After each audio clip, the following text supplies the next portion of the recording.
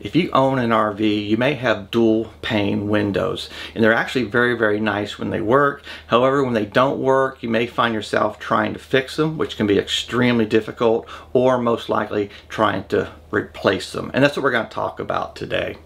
But first off, what is a dual pane window, and why would you even want a dual pane window? A dual pane window, you can think of it as two sheets of glass almost touching each other, but there's an air gap or an air barrier, a sealed air barrier in between them.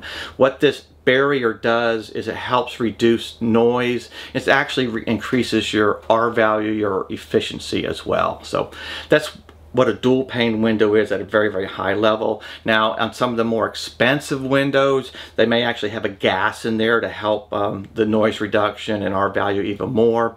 They may also have different thicknesses of glass. So you could have a 3/16 inch glass on one side, an 1/8 of an inch glass on the other side. And what that does is those two different thicknesses will actually reduce different harmonic tones or different noises. So by putting those together, you get additional noises buffered out as well. So that's kind of a dual pane window at a very, very high level. Now, in our case, we have a big window. Hopefully you can see it behind us, but one of our sashes is starting to fog up on us, and that's what we're going to do. We're going to replace that sash today. So if you don't know what a sash is, a sash on a window is really the part that moves up and down. So a lot of RVs have the sash on the bottom of a window that goes up and down like this.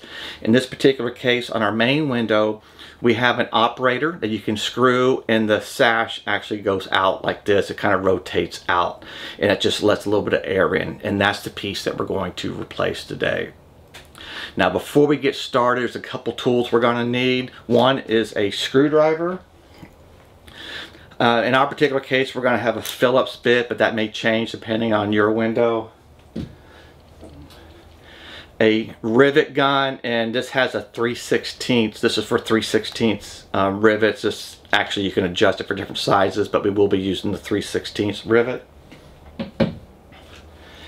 And a drill or screw gun, and again, this is a 3/16 bit on here. So let's just kind of talk about the process at a high level, and then we'll actually go through this and replace the sash. So the first thing we're going to do is to remove our screen, and we're going to open up our sash most of the way. Now, the reason for that is the operator that moves the sash in and out, that's held onto the window frame by two rivets. We need to drill those rivets out so we can take that operator off the frame. If we left that window closed, there's a chance we could hit that when we drill through those rivets.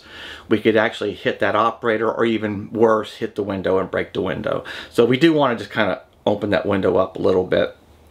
Once we get the two rivets done, we're going to remove a screw in the frame. Now, what this little screw is, in our particular case, it keeps the glass, or the sash in our case, from sliding back and forth. Different windows may have multiple screws in them. Ours just happens to have one in between our two sashes. So we'll go ahead and remove that as well. Next step is just to go outside. Now that our the bottom of the sash is completely free of our window frame, all we have to do is take that window, raise it up to 90 degrees, and it should fall right down into our hands, and the window's basically free at this point. So the key thing with this to be aware of is the top of the window. You can think of it has kind of like a groove in it, and the window frame, it just kind of sits in that window frame. There's no screws up top holding the window in, no rivets, nothing like that. It's just basically sitting in a track, and it's allowed to swing up and down like this. So once we've raised that window up 90 degrees, it's going to fall down into our hands.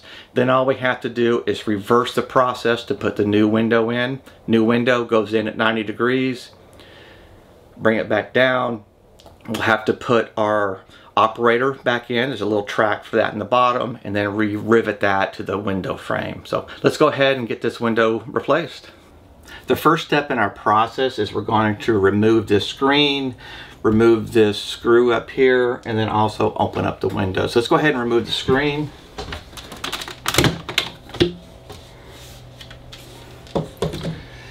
We can go ahead and open up the window now.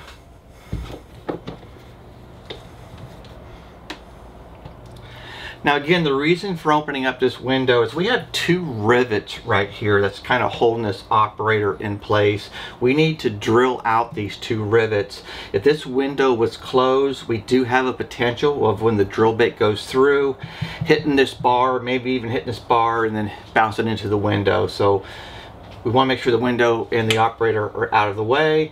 The next thing we can do is to remove this screw up here. Again, this screw, the only reason for it is it keeps this window, the sash, from sliding back and forth. Now, different windows may have different ways of doing it, but in our case, it's just the one screw up here. So let's go ahead and remove the screw.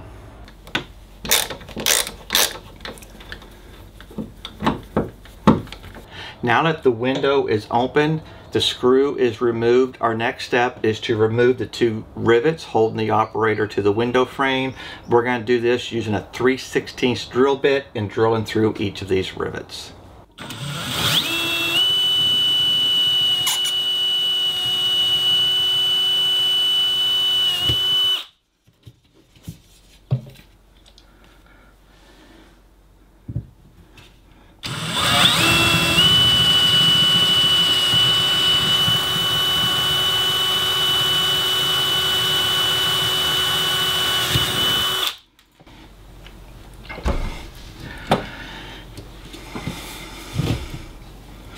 Alright, simple as that.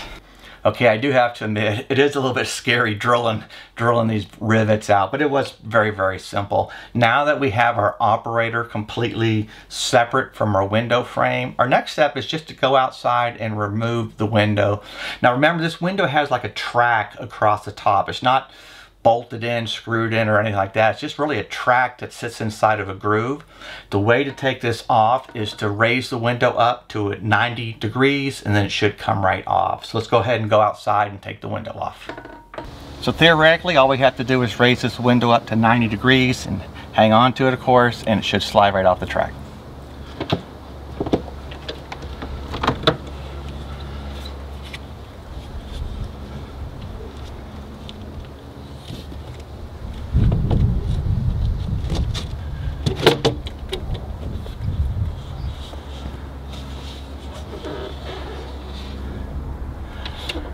That's it, simple as that. Now all we have to do is get the new window and put it back on.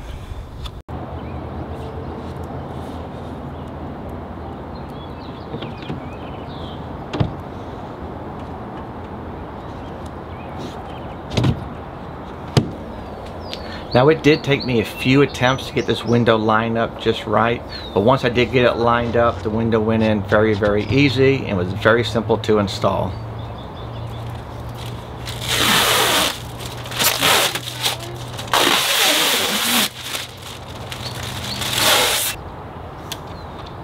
Now you could slide this operator in the track before you install the window.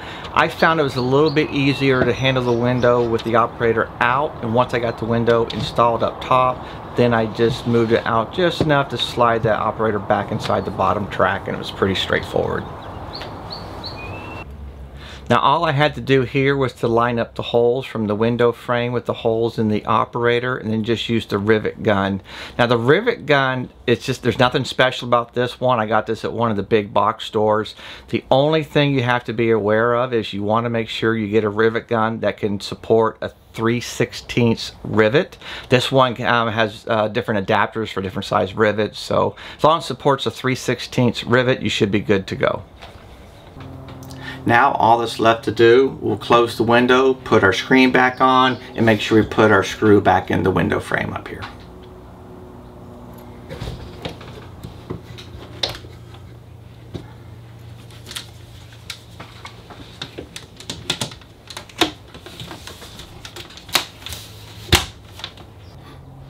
As you can see, this is really a pretty simple process, and I really do believe most RVers could do this themselves with the proper tools. Hopefully this gives you the encouragement if you ever have to go through something like this. Remember, always live life to the fullest.